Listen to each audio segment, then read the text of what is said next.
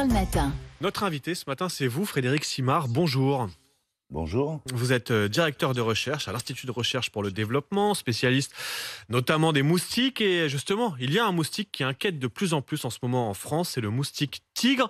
Il est désormais présent dans 71 départements de la métropole. Il peut transmettre des virus dangereux comme la dengue. Alors Frédéric Simard, j'ai envie de vous demander, est-ce que c'est inéluctable? Ça y est, le moustique tigre est quasiment partout et il va gâcher notre été, nos futurs étés. Oui, il est là, il est bien là, et puis il continue son expansion en France, hein. Vous l'avez dit, il est présent dans 71 départements. Il est arrivé en France en 2004. Donc chaque année, il y a de plus en plus de départements qui sont colonisés. Ça ne s'arrêtera pas. Et il est dangereux, j'ai envie de dire. On nous dit qu'il est porteur de virus. C'est vraiment dangereux, on doit être vigilant si on est piqué par un moustique tigre. Alors, il n'est pas porteur naturellement, mais il va s'infecter en piquant quelqu'un qui est porteur du virus. Et après, il est capable de le retransmettre. Donc, on ne risque pas grand-chose à la piqûre du moustique tigre, sauf si avant nous, il a piqué quelqu'un porteur du virus. Et ces virus, on peut les attraper dans la zone intertropicale en particulier. Le virus n'est pas présent de manière endémique sur le territoire en France hexagonale. Mais si je suis piqué, je dois être vigilant si j'ai des symptômes. C'est comparable à la grippe, quoi, dans les jours qui suivent, c'est ça?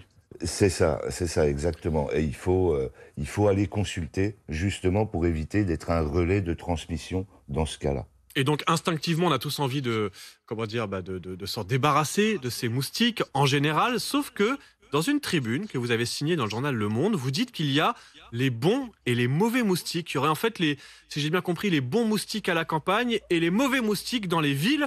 Il faudrait en éliminer certains, mais en préserver d'autres, c'est ça?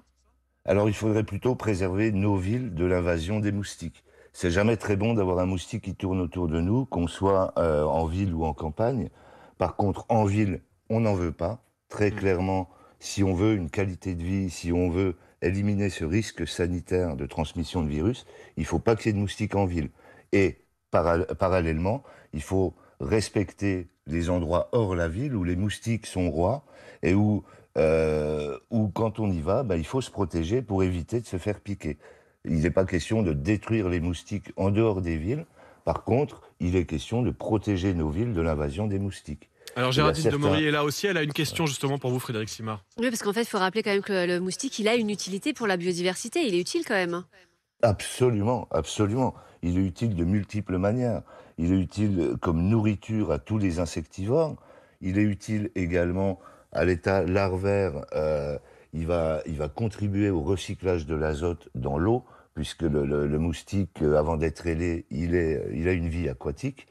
Il se nourrit de sucre, donc il va pouvoir aller papillonner de fleur en fleur et éventuellement contribuer à la pollinisation. Et puis, il a un rôle aussi de gardien de ces écosystèmes quelque part, en transmettant des maladies aux animaux comme à l'homme, hein. Il va pouvoir réguler les populations naturelles, mais aussi, on peut s'en servir pour rendre les environnements qu'on veut protéger plus hostiles à l'homme, c'est-à-dire en maintenant les moustiques dans les environnements naturels, on repousse également l'homme, et ça peut nous permettre, il peut nous aider à protéger justement les environnements naturels. Mais alors ça, c'est l'apport du moustique pour la biodiversité. Vous nous l'avez bien dit, c'est le moustique, j'ai envie de dire, de la campagne, pour résumer. Mais en revanche, vous nous dites qu'il faut absolument tout faire pour chasser le moustique des villes. Comment on fait pour protéger nos villes des moustiques? Alors pour l'instant, on s'y prend très très mal. Et puis ça va être l'affaire de tout le monde. Il faut éviter de rendre la ville attractive pour les moustiques. Il faut éviter de rendre nos environnements productifs en moustiques.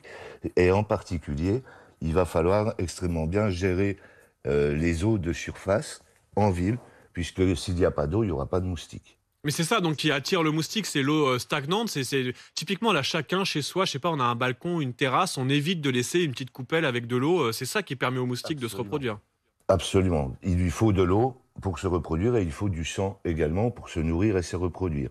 En ville, des hommes, il y en a énormément, donc du sang à profusion, mais également de l'eau, des petites collections d'eau. On laisse traîner tout un tas de petits containers qui peuvent se remplir par la pluie ou par l'arrosage, et c'est ça auquel il faut faire extrêmement attention pour éviter d'introduire le moustique en ville, pour éviter de l'élever chez nous en ville, pour ne pas avoir ensuite à le combattre.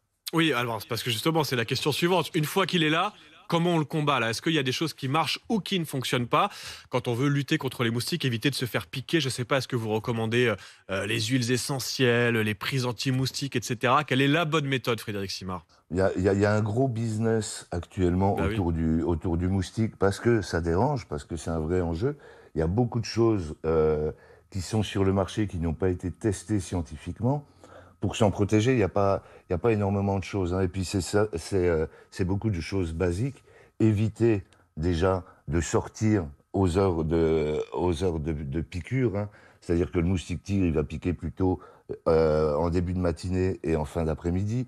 Donc si on peut éviter de faire des activités à l'extérieur à ces moments-là. Si on doit les faire, eh ben on va plutôt mettre des habits longs et amples et de couleur claire qui vont empêcher le moustique de pouvoir nous piquer facilement. Et puis des répulsifs chimiques, il n'y a que ça qui marche, hein. Ah Les oui. répulsifs, c'est pas des insecticides, c'est pas des choses qui tuent les moustiques ou qui vont tuer les abeilles ou les papillons, mais c'est des choses qui vont empêcher le moustique de vous localiser et de pouvoir vous piquer. Oui, il faut Pour faire attention parce l'instant, que c'est vrai qu'on a tendance, Frédéric Simard, là, quand on arrive notamment dans une zone de vacances, etc., quand on commence à se faire piquer, on se rue à la pharmacie et là, il y a des rayons entiers, comme vous le dites, il y a un vrai business, il faut faire attention à ce qu'on achète. Vous nous conseillez le répulsif, j'ai bien noté les vêtements amples de couleur claire et puis alors dans l'idéal, mais bon, c'est l'été, on évite les heures de piqûre, c'est ou ça, le début alors, de matinée, fin d'après-midi. voilà, c'est sûr que si on est en tongs et en maillot de bain et qu'on va au milieu de la Camargue, il faut pas s'étonner de se faire piquer. Voilà, bah, Ensuite, ce sera la en- morale de l'histoire. Merci beaucoup Frédéric Simard. Non, mais on a appris beaucoup de choses sur le moustique ce matin et sur les moustiques, j'ai envie de dire, parce que oui, il faut lutter contre le moustique tigre dans nos villes, mais pas forcément contre le moustique en général. Il y a aussi l'apport pour la biodiversité. Merci pour vos beaux conseils. Et puis on a tous du coup des gestes à faire, notamment en ville avec ces eaux stagnantes. C'est ça qui permet aux moustiques de se développer. Merci Frédéric Simard. Je rappelle que vous êtes directeur de recherche à l'Institut de recherche pour le développement, spécialiste notamment des moustiques. Merci de nous avoir éclairé de bon matin sur RMC. Il est 6h18.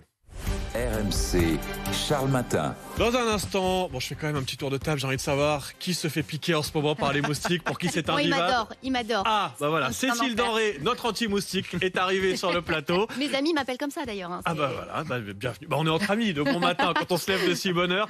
Cécile, dans un instant, l'économie, le chiffre du jour, de quoi va-t-on parler? On va parler des banques qui recrutent plus que jamais. Ah, parce que c'est vrai qu'on a l'impression de voir souvent des nouveaux visages dans les agences bancaires en ce moment.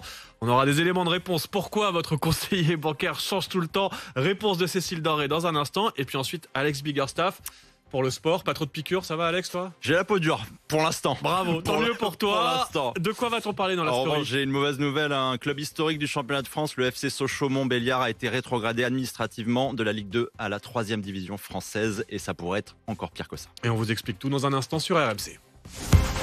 RMC,